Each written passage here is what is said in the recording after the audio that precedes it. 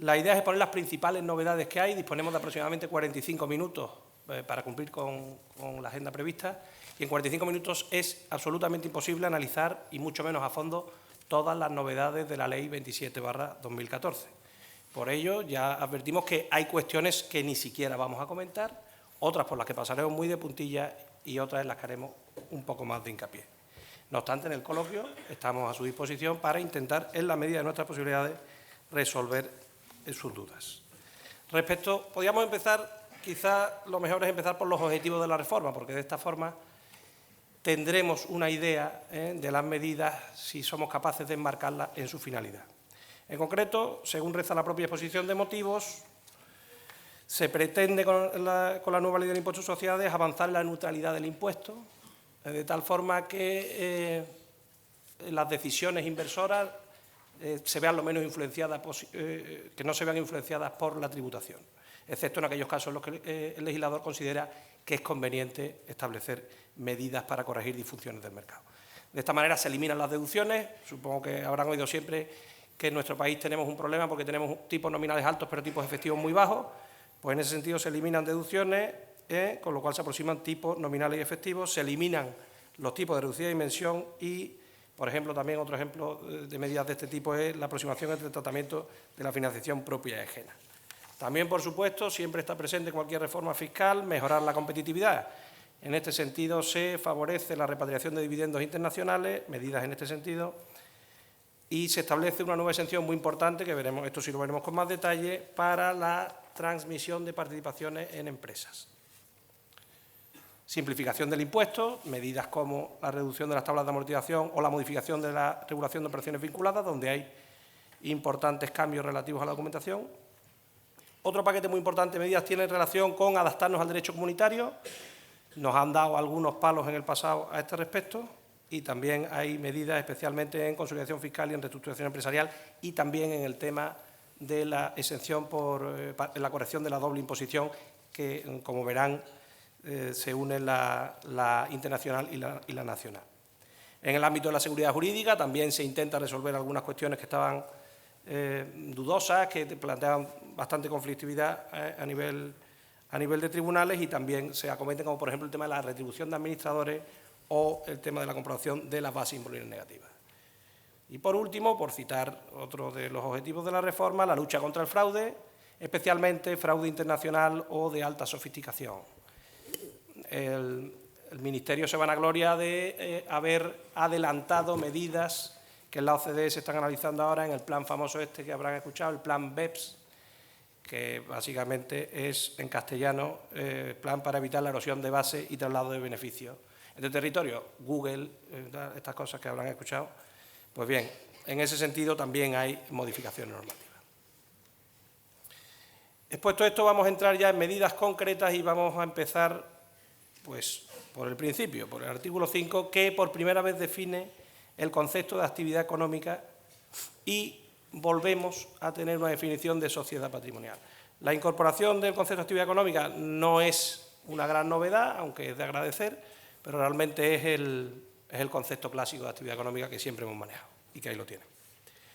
En el arrendamiento de inmuebles sí hay especialidades que son reseñables, novedades como son que ya no es necesario contar con un local para la gestión de la actividad, lo cual es en cierta medida lógico. El requisito de local prácticamente ya estaba reducido a tener casi una habitación en tu casa si te dedicabas a la actividad de arrendamiento de inmuebles, y ahora que casi todo se hace por Internet, pues han quitado el requisito. Seguimos con el requisito de empleado, con contrato laboral y a jornada completa, y seguimos sin aclarar una polémica bastante importante, que es si el empleado es requisito sine qua non o si además necesitamos tener un cierto volumen en la actividad. No se aclara mucho porque la norma lo que dice es que la actividad de arrendamiento de inmuebles será económica únicamente, pero luego dice cuando al menos se cuente para su ordenación con un empleado. Entonces, claro, puede haber supuestos en los que no hay un empleado, pero a lo mejor hay una organización de medios que es más que un empleado. Por ejemplo, si tú tienes una oficina inmensa y lo tienes todo subcontratado porque contratas comerciales para gestionar 100 inmuebles, pues no tiene mucho sentido que te digan que no hay una actividad económica por el hecho de que no hay un empleado. En todo caso, nuestra recomendación es que el que tenga una actividad de arrendamiento de inmuebles tenga un empleado para la gestión de la actividad. Esto es lo que hay. Una novedad importante, muy importante, es que el perímetro de cumplimiento para el tema del empleado puede ser en cualquier sociedad del grupo mercantil. Estamos hablando. Este es un nuevo concepto que tendrán que tener claro porque se cita varias veces en la ley y va a adquirir importancia. De esta manera podremos tener el empleado en una sociedad del grupo mercantil, esto con independencia de la obligación de consolidar cuentas. Podremos tener el empleado de la actividad de arrendamiento del grupo mercantil y un inmueble en cualquier otra sociedad y se considerarán todos los inmuebles del grupo afectos a actividades económicas.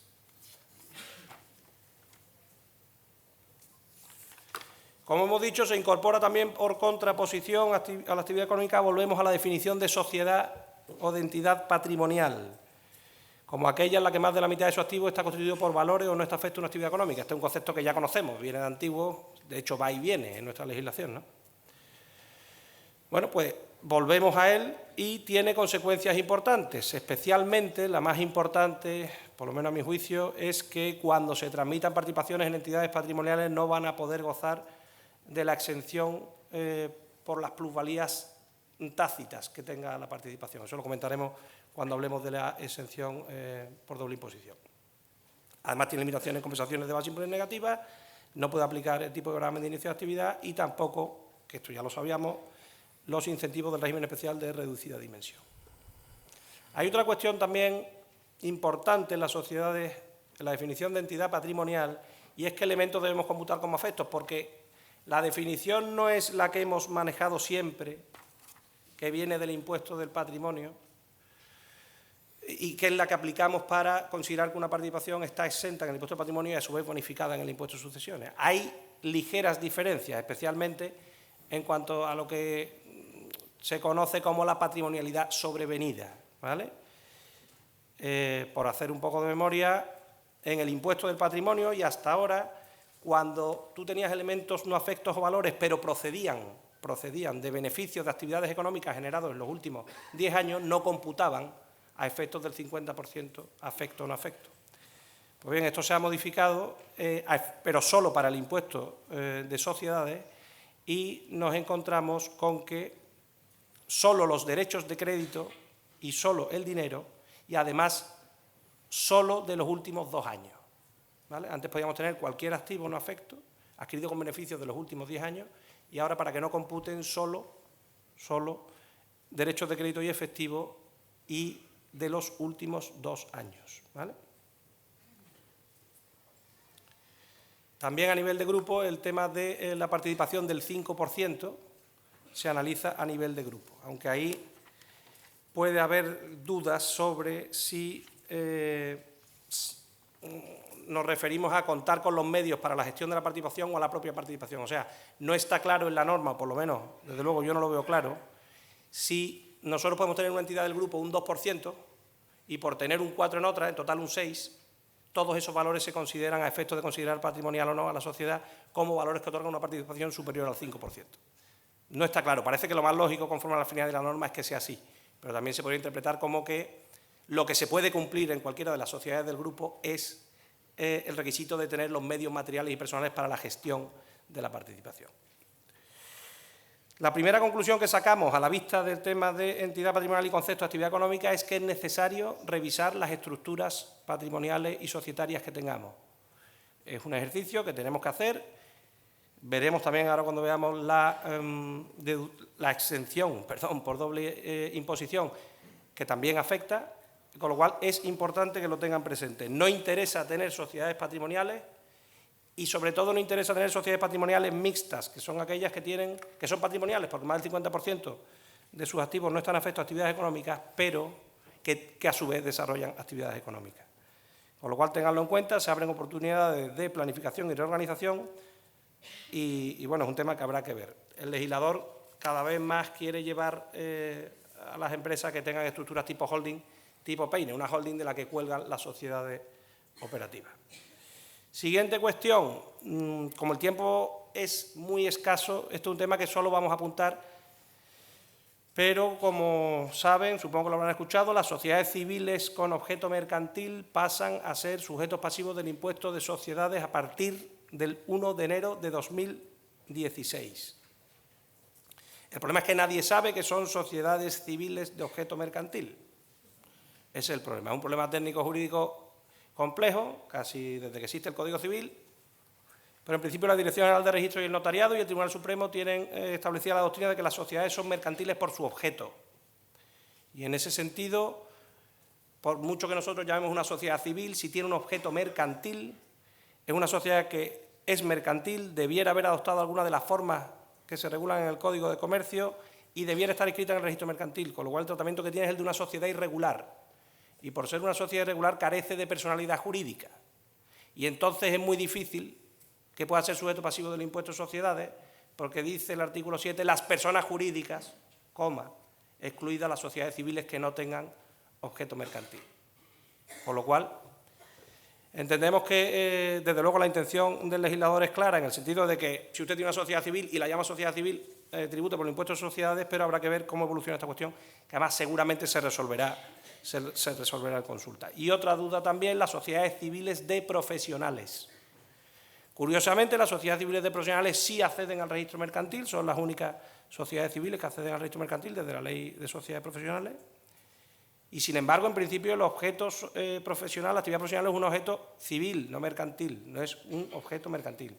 Lo que ocurre es que cada vez más la complicación de las actividades hace más difícil deslindar. Pero, en principio, una sociedad puramente profesional no sería un objeto mercantil. Como en principio, las sociedades civiles profesionales seguirán en el régimen de atribución de renta. Por lo demás, se establece un régimen transitorio para ver cómo se pasa, de cierta complejidad, en la disposición transitoria 32, es cuestión de analizarlo y de verlo, y durante los 6 primeros meses, desde el 1 de enero de 2016, podremos disolver la sociedad civil aplicando el régimen que en su día hubo para la disolución de las sociedades patrimoniales, un régimen prácticamente coincidente. Buenas tardes. Uno de los pilares de la reforma, o una de las modificaciones que mayor calado tiene en la reforma, es que se va a producir un distanciamiento entre el resultado contable y la base imponible. El esquema básico del impuesto sobre sociedades, como seguro la mayoría de ustedes conocen, es que partimos de un resultado contable, calculado en función del Plan General Contable y el Código de Comercio, realizamos una serie de ajustes positivos o negativos y de ahí determinamos la base imponible que va a ser objeto de tributación. El legislador lo que ha hecho es introducir o modificar la norma tributaria de manera de que las reglas de valoración de determinados elementos patrimoniales y las reglas de imputación se van a distanciar del resultado contable, es decir, se van a distanciar de cómo tienen en cuenta esas reglas de análisis de los elementos patrimoniales o de imputación desde un punto de vista contable.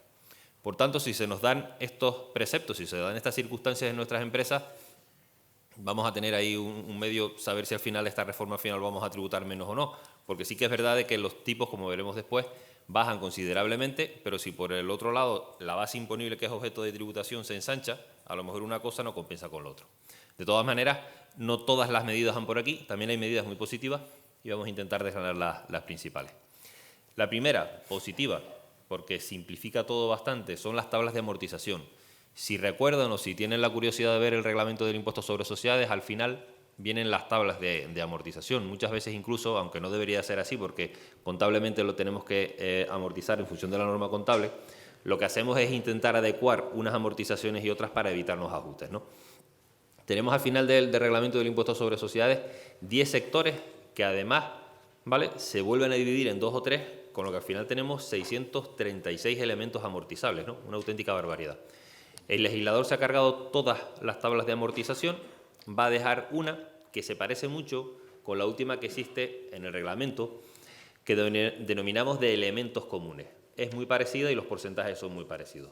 Por tanto, se simplifica bastante esta parte que yo creo que es positiva. ¿Qué puede pasar de aquí en adelante? Pues nos podemos encontrar con 2 circunstancias.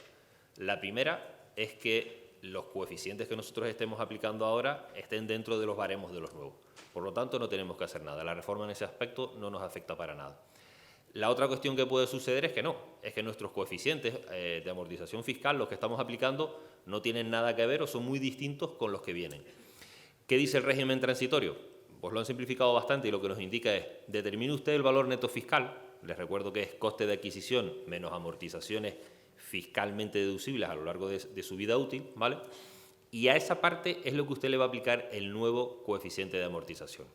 Lo normal o lo que se viene haciendo es al precio de adquisición se le aplica el coeficiente de amortización. Si estamos en esta circunstancia, es decir, nuestros coeficientes no coinciden con los nuevos y tenemos que rectificar, lo que tenemos es que determinar el valor neto fiscal y es al valor neto fiscal el que le aplicamos el nuevo coeficiente, ¿vale? También me pueden decir ustedes, mira, que va, imposible, porque es que en función de mi economía, en función de mis elementos del inmovilizado, es que es imposible. No tiene nada que ver la amortización fiscal que me dice esas tablas con las verdaderamente que tengo en función de mi economía.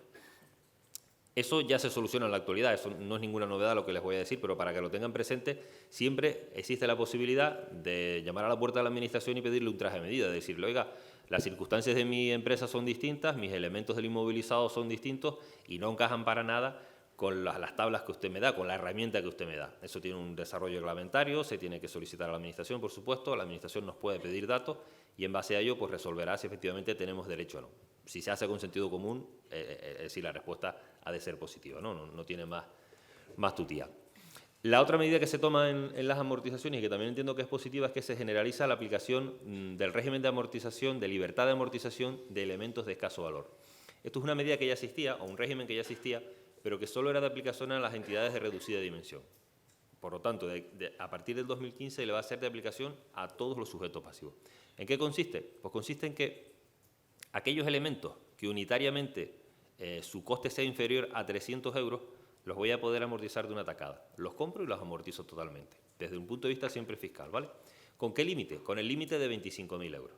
Si yo adquiero muchos elementos cuyo coste unitario por cada uno es inferior a 300 euros, los voy a amortizar totalmente, me los voy a imputar en la base imponible como rendimiento negativo, como gasto, ¿vale? Pero siempre respetando el límite de los 25.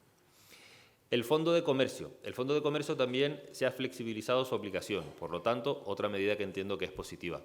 Hasta ahora, para poder deteriorar el fondo de comercio tenía que cumplir 3 requisitos. El primero, que se adquiriese a título oneroso. El segundo, que se adquiriese a una empresa que no formase dentro, ¿vale? No estuviese dentro de nuestro grupo mercantil, artículo 42 del Código de Comercio. Y el tercero, que por el importe del deterioro que yo quiero imputar a la base imponible, yo dotase una reserva, ¿vale? Una reserva que además era indisponible. Bueno, pues esos 3 elementos se eliminan, por lo tanto, se amplía el espectro de los fondos de comercio que pues, se pueden imputar en la base imponible. Porcentajes para el ejercicio 2015 será del 1% y para el ejercicio 2016 será del 5%. Recuerden aquel decalaje que ya Juan Luis comentó al principio, de que ciertas medidas van a 2 pasos. Un importe en el 2015 y otro importe en el ejercicio 2006. No todas son positivas, hay otras negativas y esas son las que les voy a comentar ahora.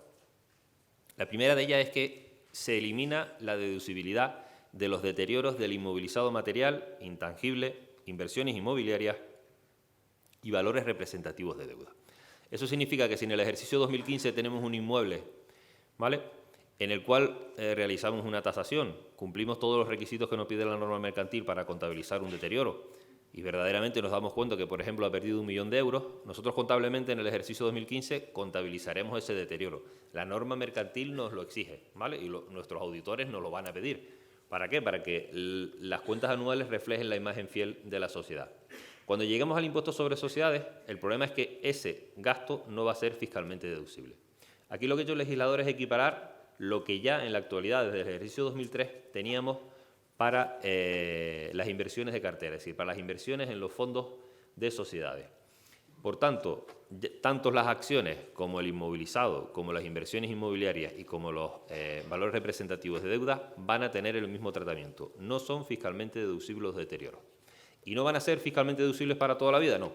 Van a ser fiscalmente deducibles en principio cuando los transmita. En el momento que transmita, ahí voy a empezar a reflejar eso.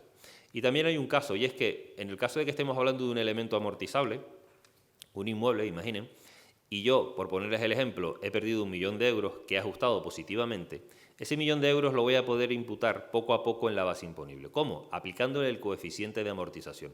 Si yo los inmuebles los amortizo al 3% y tuve un deterioro de 1.000.000 que no es fiscalmente deducible, año a año yo me voy a poder llevar en la base imponible 30.000 euros, el 3% de ese millón. ¿Hasta qué momento? Hasta que el momento que lo termine o lo termine de transmitir, ¿vale? ¿Dónde hay una diferencia en este caso? Hay una diferencia en aquellas empresas que tengan la calificación de existencia estos elementos patrimoniales. Una inmobiliaria, por ejemplo, que tenga un terreno, ¿vale?, sobre el que vaya a construir, para ella es una existencia. Esa existencia, si se deteriora, ese gasto va a ser fiscalmente deducible.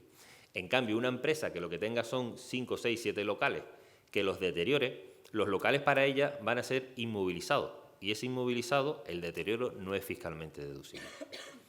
Otra medida que también tiene que ver con los elementos patrimoniales son los coeficientes de corrección monetaria. Los coeficientes de corrección monetaria lo que venían a evitar, o lo que intentaban, es mitigar el efecto de la inflación.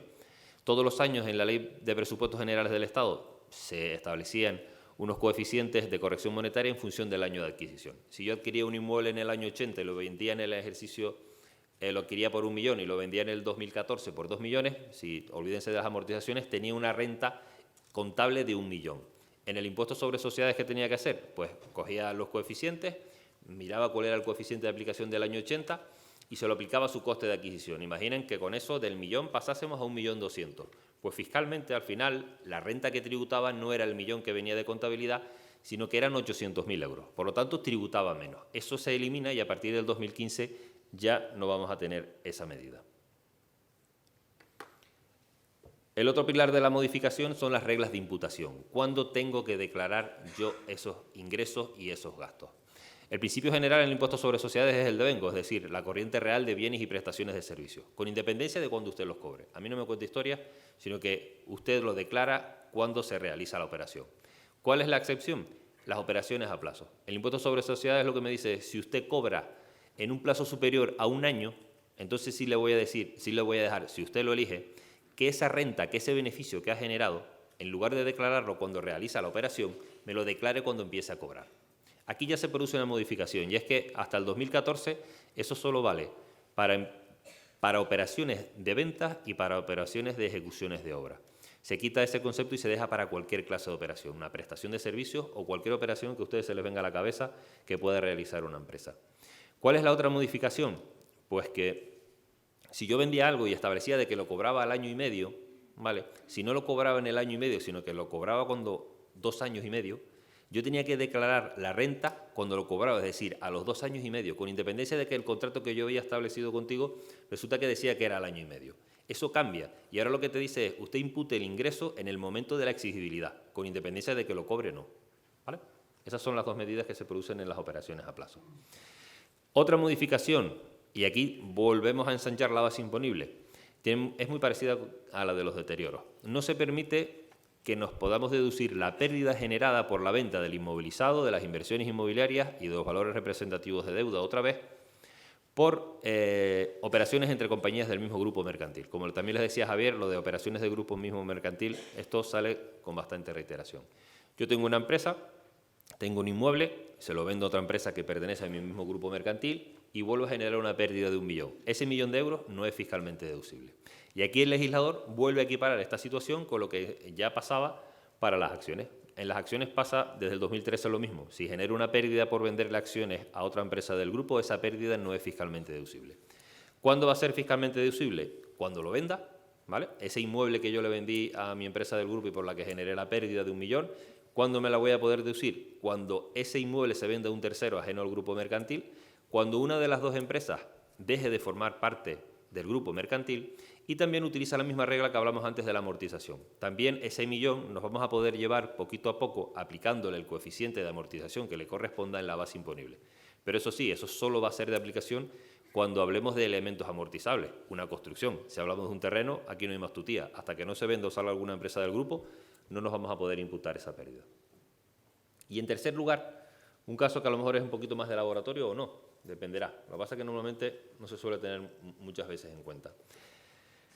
El impuesto sobre sociedades ya limitaba la deducibilidad de ciertas pérdidas de elementos que yo vendí y volví a comprar. ¿Vale? No te permitía refrescar las pérdidas. Si yo tenía un elemento que lo compré por 100 y lo vendo por 50, genero una pérdida de 50. Lo que me decía el impuesto sobre sociedades es, vale, perfecto esa pérdida de 50, pero si usted lo compra dentro de 6 meses, ¿vale? Imagínese, vamos a poner el ejemplo, lo compro por 80, lo que va de 50 a 80, yo no se lo voy a permitir como pérdida, ¿vale? Ponía 2 requisitos. Primero, que estuviésemos hablando de inmovilizado, y segundo, que fuese un inmovilizado que yo vendo, genere una pérdida, el ejemplo 50, y lo vuelvo a comprar dentro de 6 meses. Pongan el ejemplo de 80, ¿vale? Pues entonces esas 30 unidades, lo que va de 50 a 80, eso no se lo voy a permitir a usted como pérdida. ¿Cuál es la novedad? Primero, se elimina el espacio temporal de 6 meses, con lo que lo van a tener en cuenta los hijos y los nietos de todos los que estamos aquí. Es una cuestión absolutamente ridícula. Esto tendrá que cambiarlo la Dirección General de Tributos, o por lo menos así me lo parece a mí. Y después elimina el concepto de inmovilizado e indica que es cualquier elemento patrimonial. Y aquí, por lo menos, por eso siempre les decimos de que ustedes, si tienen dudas, que al final nos las transmiten, porque nosotros aprendemos así también. Una de las que se nos viene a la cabeza es empresas que se dediquen, a lo mejor lo han visto por ahí, al trading. Son empresas que se dedican a comprar y vender acciones. Adquieren acciones de Telefónica y a lo largo del año a lo mejor hace 50 o 60 movimientos comprando y vendiendo acciones. Si yo compro y vendo acciones de Telefónica, que son un valor homogéneo, estoy comprando y vendiendo el mismo valor. Si nos basamos en la literalidad de esta norma, lo que me está diciendo es que el beneficio que yo obtenga por la venta de las acciones de Telefónica lo tengo que llevar a la base imponible, pero las pérdidas que genere no, porque como lo he comprado y lo he vendido, y estamos hablando del mismo valor, la pérdida no me la puedo deducir. Eso también a mí me parece una barbaridad. Yo creo que aquí esto no es lo que pretendía el legislador, seguramente, y seguramente va bajo consulta o alguna modificación habrá y en un futuro cambiará. Pasamos ahora a un bloque en el que vamos a tocar un poco todo lo relativo a administradores socios, operaciones vinculadas a operaciones con los socios. Aquí hay modificaciones importantes. En primer lugar, el tema de la retribución de los fondos propios. Los préstamos participativos entre empresas de grupo pasan a tener el tratamiento del capital, ¿vale? Con lo cual, la retribución será dividendo. No es de aplicación a los préstamos participativos intragrupo, siempre intragrupo, otorgados antes del 20 de junio de 2014, que fue cuando salió el proyecto, el anteproyecto, creo. En segundo lugar, un tema muy polémico de los últimos años, el tema de la retribución de los administradores y la deducibilidad del gasto. Para enmarcar un poco la cuestión, básicamente aquí lo que ocurre es que en 2008 el Supremo se saca una sentencia de la manga, la famosa sentencia del caso Mau, en el que resulta que los estatutos no regulaban con claridad el sistema de retribución y el Tribunal Supremo llegó a la conclusión de que por esa razón el gasto no era deducible en el impuesto sobre sociedades. La realidad es que estaba aplicando la normativa del 78 del impuesto sobre sociedades. A raíz de ahí se formó un revuelo importante sobre si eso era o no aplicable con la normativa actual. Al principio la agencia tributaria se inclinaba por considerar que no, que en todo caso eran gastos siempre correlacionados con los ingresos y con la independencia de que constara en estatuto el sistema de retribución de los administradores o no, o constara que gratuito, debía ser deducible.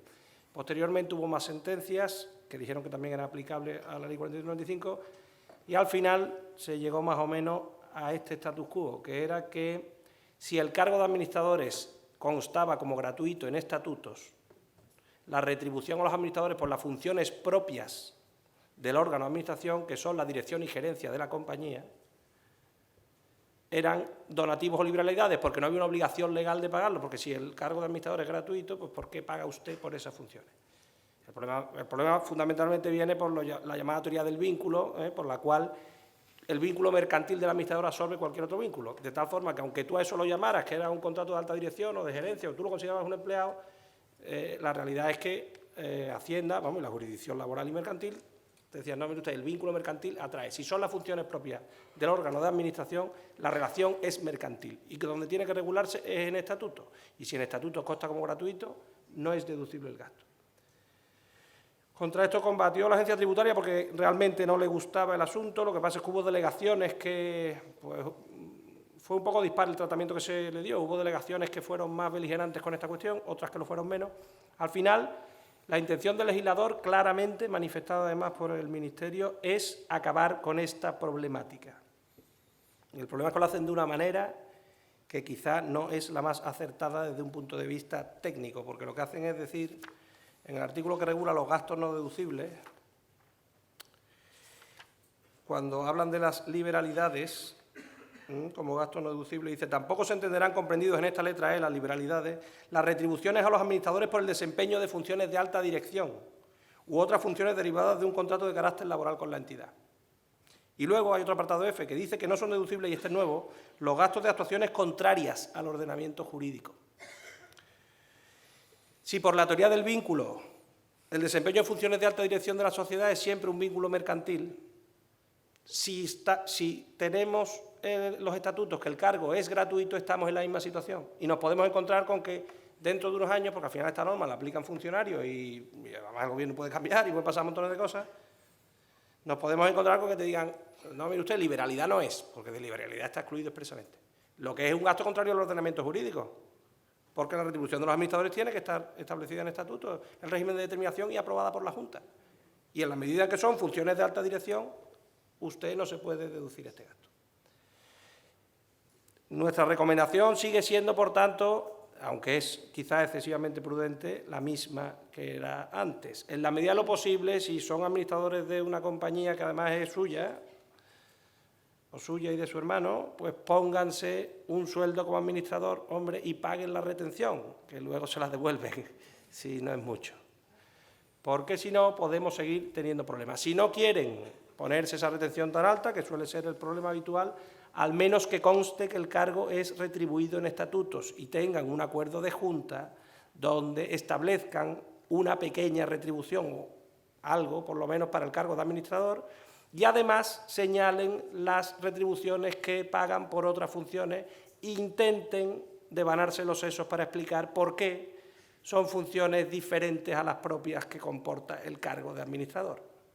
Después de todo eso, digan además que si cualquier autoridad administrativa o judicial dijera que por la teoría del vínculo es la retribución del administrador, que también se aprueba expresamente por la Junta. Si hacen todo eso, pues el peor de los casos que pueden tener es el de la retención, pero desde luego nadie podrá decirle que no está en estatuto y que no lo ha aprobado la Junta, ¿vale? Ténganlo en cuenta, aunque la intención clarísima y manifestada sin duda por la Administración es acabar con esta cuestión. Operaciones vinculadas. Aquí hay cambios relevantes. Se suavizan en gran medida el régimen de operaciones vinculadas para todos los contribuyentes, pero especialmente para aquellas empresas que tengan un importe neto de cifra de negocio inferior a 45 millones de euros, porque se establecen unas obligaciones de documentación simplificada que están por desarrollarse reglamentariamente. Por otra parte, la relación administrador-sociedad se excluye, en la relación socio-sociedad se excluye la retribución de administradores. La retribución de administradores ya no es operación vinculada. Esto era un tema que también generó cierta polémica, sobre todo al principio, porque había quien decía: no, pero hay que valorar los valores de mercado, y otros que decían: no, mire usted, si esto mercantilmente puede ser gratuito, ¿cómo lo vamos a valorar a valor de mercado si hay una normativa mercantil que además dice que, excepto que se indique lo contrario, el cargo de administrador es gratuito? Había consultas que ya venían diciendo que no estaba sometido a normativa de operaciones vinculadas, pero se excluye ya expresamente. Esto, unido a lo anterior que hemos comentado, pues por eso, hombre, pongan ustedes el cargo retribuido y pónganse un sueldito que se pueden poner el que quieran como administrador, ¿vale? Pero pónganse algo. Muy importante, la relación socio-sociedad, que era el 5% y el 1% cuando era cotizada, pasa al 25% en todos los casos. Cuando la vinculación se determine por la relación socio-sociedad, tiene que ser al menos el 25%. Esto va a sacar muchísimas operaciones vinculadas fuera. Como hemos dicho, se reducen las obligaciones de documentación para importe de la cifra de negocio inferior a 45 millones de euros con remisión reglamentaria para su desarrollo. No obstante, se establece un catálogo de operaciones sensibles, operaciones en que hay mayor fraude habitualmente, como son las fantásticas operaciones que realizan las personas en estimación objetiva con sociedades de familiares, pues esas hay que documentarlas en todo caso. También hay que documentar en todo caso transmisiones de negocio, transmisiones inmobiliarias y operaciones con intangibles. Por otro lado, el régimen sancionador también es objeto de una reducción importante. Tenemos dos tipos de sanciones con el tema de operaciones vinculadas. si hay corrección valorativa y si no la hay. Si no hay corrección valorativa, a mí me inspeccionan, no encuentran nada porque he determinado, mágicamente, he llegado al valor de mercado y lo he determinado, pero resulta que tenía algún dato inexacto en mi pedazo de informe que me han hecho. Tenía un dato inexacto y entonces venía Hacienda y me ponía una multa de 1.500 euros. Y si era un conjunto de datos de 15.000 euritos por dato. Bueno, pues esto lo han suavizado, son bondadosos y nos lo han bajado a 1.000 y a 10.000. Y además han quitado la palabra inexacto. Con lo cual hace falta que sea incompleto. Hombre, lo inexacto puede considerarse incompleto o falso, lo que declaramos. Y cuando hay corrección valorativa, solo hay sanción si no cumplo la normativa de operaciones, o sea, si no cumplo con el informe y no he determinado el valor de mercado, o si resulta que tengo un informe que dice que la operación vale 10 y la he puesto por 6. Bueno, si alguien hace eso, que sepa que le sanciona. Además de estas cuestiones, en operaciones vinculadas hay otras de carácter más técnico, pero que son también importantes. Se ponen al mismo nivel todos los métodos de valoración. Hasta ahora teníamos 3 métodos principales de valoración y 2 subsidiarios.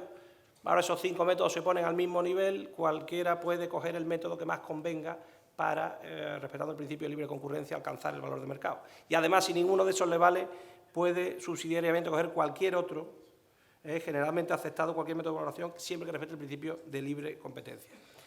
El tema de sociedades de profesionales, el llamado puerto seguro, que era cuando una sociedad profesional que más del 85%, más del 75% de sus ingresos procedía de la actividad profesional y se repartían sus socios profesionales más del 85% del beneficio. En ese caso, Hacienda no puede entrar a valorar el valor de mercado. Se entiende que el valor acordado entre las partes responde al valor de mercado.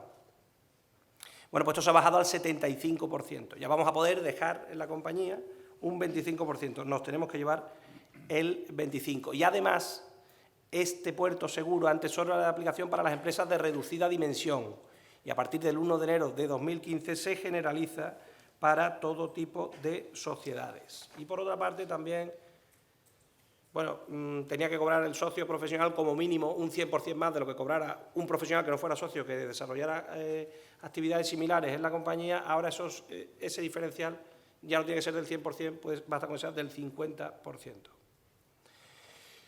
Tema de acuerdos individualizados de valoración. Se permite que tengan carácter retroactivo. Hasta ahora tú podías, no había manera de encontrar valor de mercado, te sentabas con Hacienda, llegabas a un acuerdo individualizado de valoración y eso tú podías aplicarlo a presente y futuro. Pues ahora incluso puedes aplicarlo hacia atrás con el límite de la prescripción, los últimos 4 años. Y el tema de la no deducibilidad de los gastos por operaciones vinculadas híbridas, que esto ahora hemos venido a enterarnos de qué es, ¿verdad? Sí. Operaciones vinculadas híbridas son operaciones vinculadas, siempre tiene que ser entre 2 países diferentes. Y son operaciones en las que la calificación que se le da en España es ingreso o gasto, o más bien gasto, y la que se le da fuera no es ingreso. En esos casos ese gasto no es deducible. Esto forma parte del plan este que comentábamos, del plan BEPS de la OCDE, es una de las medidas que se están analizando ahí y que ya se ha traspuesto por el legislador nacional. Cuando hablaban de las operaciones híbridas decían de que, oiga, yo no considero que es una operación híbrida cuando en una de las 2 empresas tributa menos del 10%. Bueno, eso también está incluido. Entonces, claro, pero además el punto de partida es lo que muy bien acaba de comentar Javier, que es que estemos en 2 países y a lo mejor la consideración de la operación para uno sea ingreso y para el otro no sea ingreso. A lo mejor puede ser una distribución de dividendos o lo que sea. Es decir, tiene que tener las rentas consideraciones distintas y tenemos que estar hablando de 2 espacios, de 2 países distintos. ¿Por qué se los digo? Porque en su momento nos empezamos a preguntar, no nosotros, sino que comentándolo con otros compañeros de otros despachos, de que esto pudiese afectar a la SEC, por el hecho de que la SEC tributa al 4% y está por debajo de ese límite del 10%. Pero nada, olvídense porque... No afecta, porque no hay una diferente calificación de la operación. La operación es igual para uno que para el otro. Hombre, claro, evidentemente uno está a un lado y otro en el otro. ¿Vale? Antes de pasar al tema de la exención por doble imposición, que es un tema complejo, bastante complejo, antes de eso, un pequeño comentario, y lo digo porque yo no lo he escuchado en charlas y tal, no he oído nada del tema, pero es un punto que bueno, lo vi el otro día cuando revisaba esto y me llamó la atención. Como saben, hasta ahora cuando a mí me emiten una factura, yo me puedo retener la cantidad. O sea, yo me puedo deducir la cantidad que me hubieran debido retener el pagador. Si usted no me retiene, es su problema, yo me lo deduzco, luego Hacienda le persigue a usted, ingresa usted la retención, pero yo ya me la he deducido. Y ya. Bueno, pues esto lo han cambiado y han puesto que cuando la retención no se hubiera practicado o lo hubiera sido por importe inferior al debido, pero por causa imputable exclusivamente al retenedor. Solo en esos casos yo me puedo poner la retención que efectivamente me tenía que haber practicado. Y piense que en la mayoría de los casos la retención va contra una factura mía, donde yo pongo usted tal y págueme tanto, a ingresar tanto. Cuidado, porque eso no va a ser una causa exclusivamente imputable al retenedor. Nos pueden decirme usted tiene que ver con esto, dedúzcase solo lo que le han retenido efectivamente y luego, si lo detectamos o no, pues ya usted hace una complementaria también y lo arregla, pero cuidado con eso. Y pasamos al tema de la exención de dividendos y plusvalías. Sin duda, una de las estrellas de la modificación y de este nuevo impuesto sobre sociedades. Aquí sí hay cambios muy relevantes que, como he dicho, esto unido al tema de las sociedades patrimoniales y al concepto de actividad económica y tal, obliga a revisar las estructuras de grupo. Puede haber nuevos supuestos de doble, triple e infinita imposición, que ahora comentaremos seguidamente, depende de lo larga que sea la cadena de sociedades, y es un tema que habrá que ver con detalle.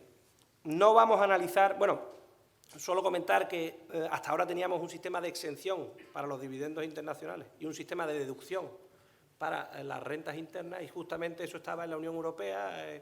Desde 2010 había un informe de la Comisión diciendo que, hombre, que no, que eso era discriminatorio, que el tratamiento tenía que ser igual para una empresa extranjera que para una nacional, por lo menos en el ámbito de la Unión Europea, que además era un sistema muy complejo y tal y que cual.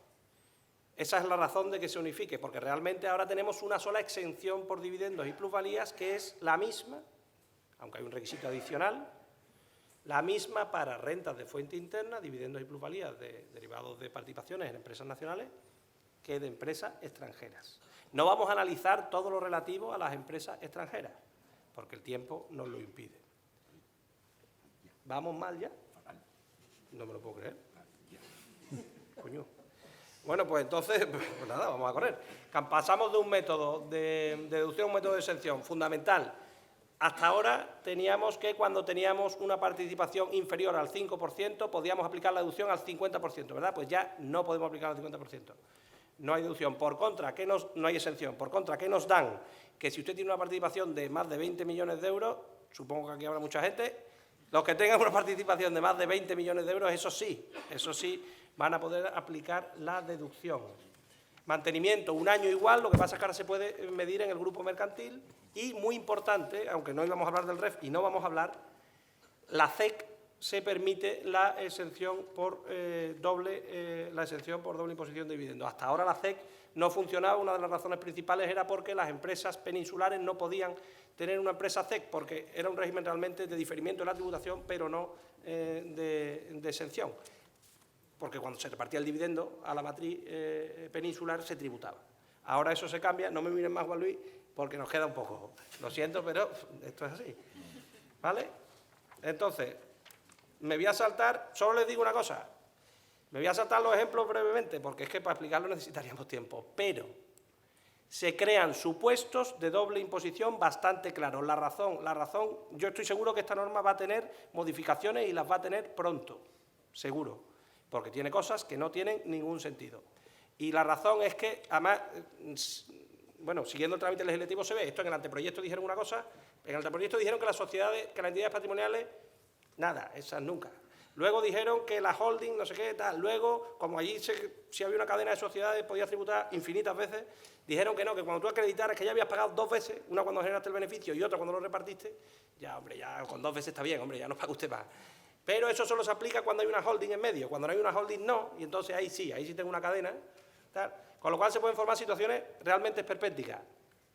Ténganlo presente, esto casi con total seguridad va a haber modificaciones normativas, porque las tiene que haber, y esto es fruto del miedo que tiene el legislador a que, como se ha establecido un régimen de exención, que ahora mismo lo vamos a comentar, para las plusvalías tácitas, no solo para las que ya tenía acumuladas en la participación, lo que no quiere es que tú interpongas una holding en medio para aprovecharte de una participación inferior al 5%, aplicar por las plusvalías tácitas la exención de dividendos. Vamos a comentar solo esa parte, que sí que es importante. Me voy a saltar todo esto.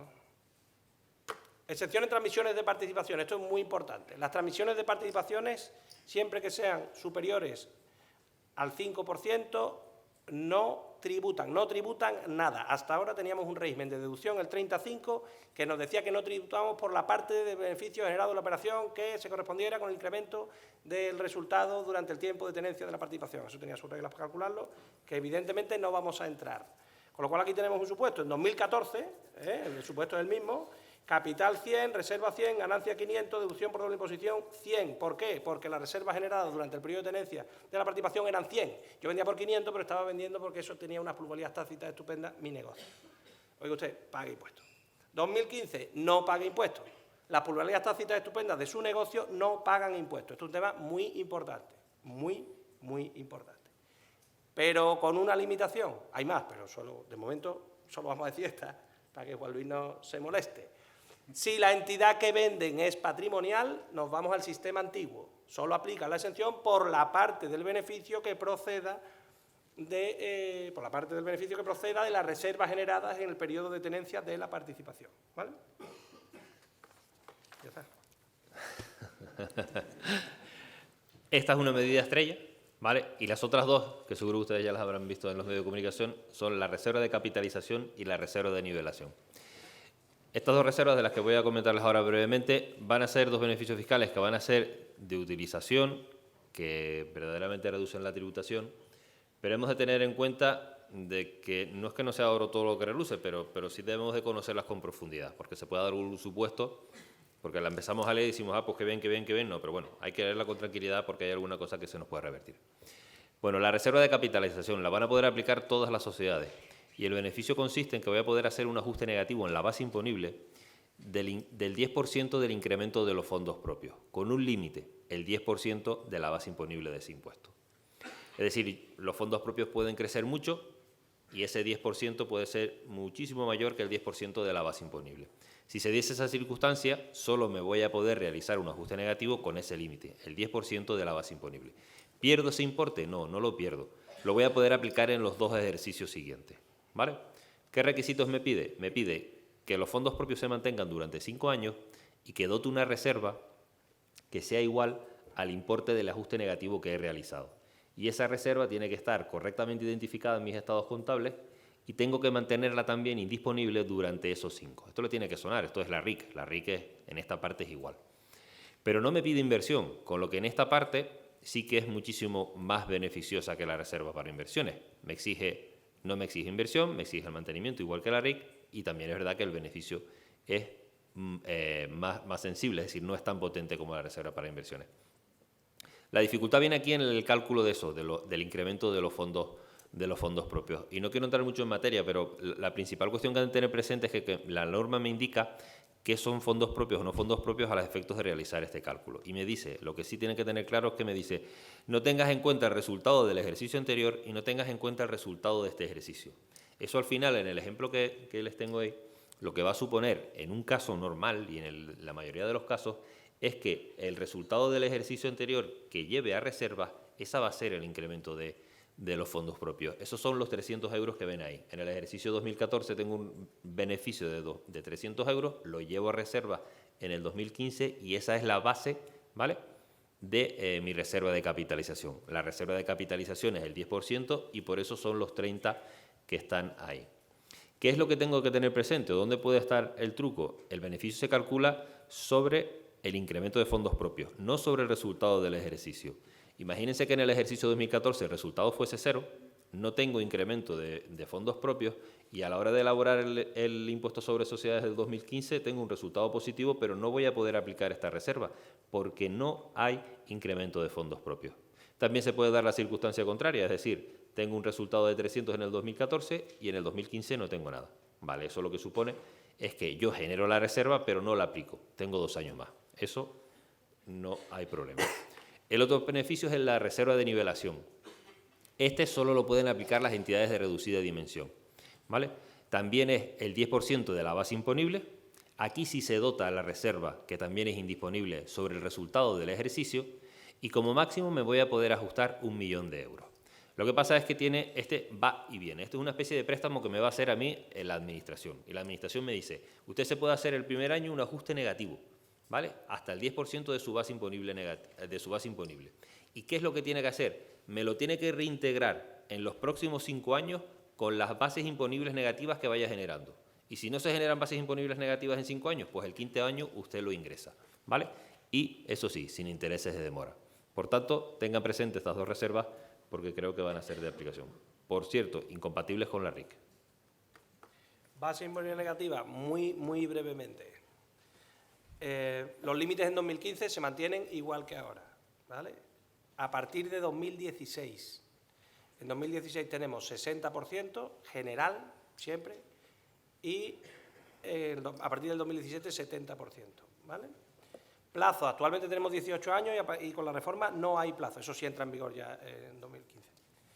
Y el tema, las limitaciones, 60% y 70% a partir de 2017, siempre con el mínimo de 1 millón de euros, siempre al menos 1 millón de euros va a ser, nos vamos a poder reducir como base imponible negativa.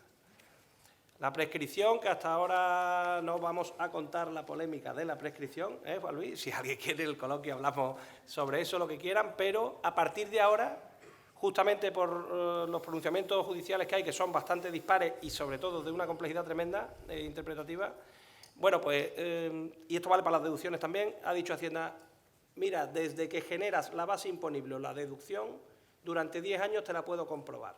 Después de 10 años me traes la contabilidad depositada, mejor en plazo que fuera de plazo. No, que también puede ser fuera de plazo, pero mejor, de tu contabilidad depositada, tu impuesto, y con eso aquí paz y después gloria, ¿vale?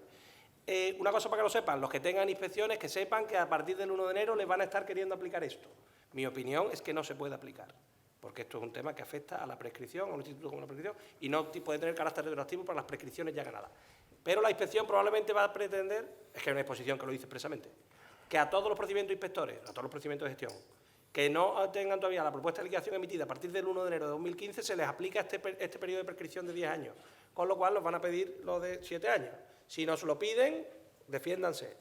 Desde luego, yo creo que hay que hacerlo. Y se endurece el tratamiento de las sociedades que se adquieren para compensar bases imponibles negativas, que eso está muy mal y no se debe hacer. Pues cuando lo hagan, han intentado tapar algunos huecos a ese respecto, que no vamos a aplicar porque no da tiempo.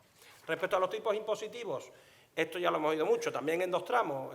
Se acabó las empresas de reducida dimensión, aunque las mantenemos para 2015, con 25-28%, régimen general, pasamos del 30 al 25, con un peaje en el 2015 del 28%, tenemos la nueva creación que teníamos prácticamente igual, pues ahora es el 15%, en 2015 a partir de 2016, y el mantenimiento de empleo que teníamos que era el 20-25 para empresas pequeñitas, que tal, nos lo mantienen en el 2015 y se acaba en el 2016, porque, va a empezar porque el régimen general baja al 25%. En las deducciones, como ya venía comentando Javier en su exposición, y Juan Luis, que también lo comentó al principio, lo que se ha hecho es ir eliminando. En los últimos años se han ido eliminando deducciones y reduciendo tipos. Pues bien, de una tajada se cargan la deducción por inversión medioambiental, la deducción por reinversión en beneficios extraordinarios, que seguramente era la herramienta más importante que había en Península para dejar de pagar impuestos, una deducción por formación que quedaba por la utilización de nuevas tecnologías en los empleados y también aquella deducción por inversión que se creó en el 2013 y que llamamos la hermana pequeña de la RIC, que era una deducción del 10% que estaba supeditada a todos los requisitos que establecía la RIC. Todas esas desaparecen. ¿Qué se mantiene? Las de creación de empleo, la normal y la de discapacitados. Se mantiene la de investigación, desarrollo e innovación tecnológica y se mantiene y se potencia mucho la de producciones cinematográficas y artes escénicas y musicales. Aquí se crea incluso en la de artes escénicas y musicales, se crea una para producciones extranjeras del 15%, se incrementa el tipo en la de producciones cinematográficas, que antes era del 18% y ahora es del 20% por el primer millón, y del 18% en adelante. Pero en principio se eliminan muchos y se potencian 2, la de I+D+I y la de producciones cinematográficas. En lo que respecta a los límites, se quedan igual que los que veníamos aplicando, es decir, los reducidos, el 25% con carácter general y el 50% cuando más del 10% de la cuota me la puedo comer con deducción por inversión, desarrollo e innovación tecnológica. Y siempre tengan presente que afortunadamente aquí en Canarias tenemos el REF que incrementa esos porcentajes al 60 y 90.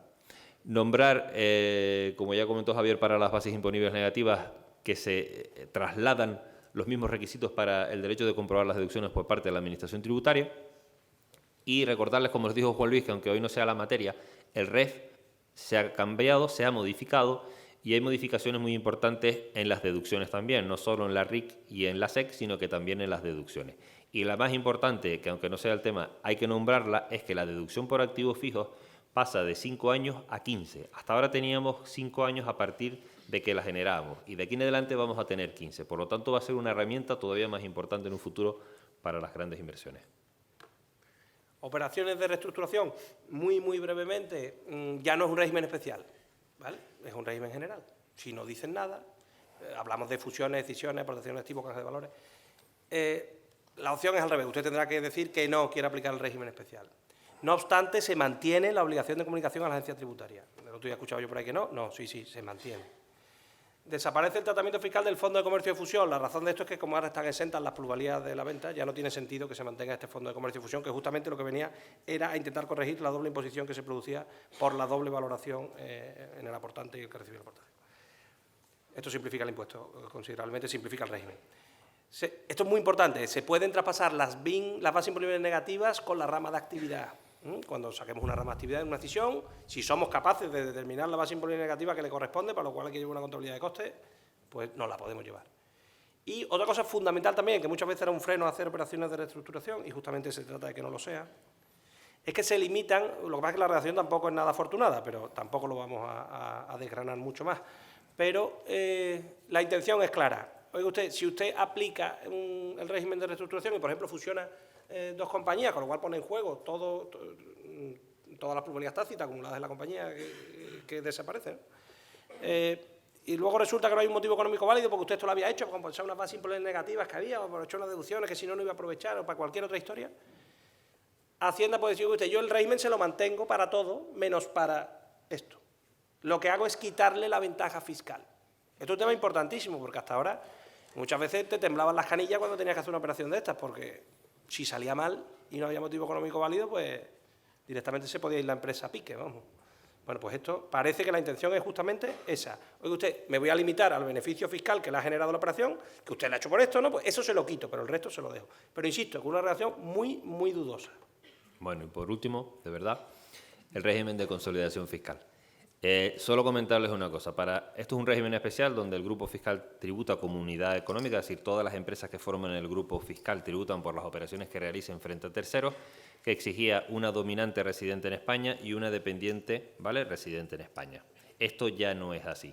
¿Y qué es lo que pasa? De que en el pasado, si teníamos una holding francesa, como pueden ver en la diapositiva, y teníamos dos españolas dependientes, las dos españolas no podían formar grupo. De aquí en adelante sí lo van a poder hacer. Igual el ejemplo de la derecha, holding española, dependiente francesa, inglesa, alemana o australiana, me da igual, y dependiente española.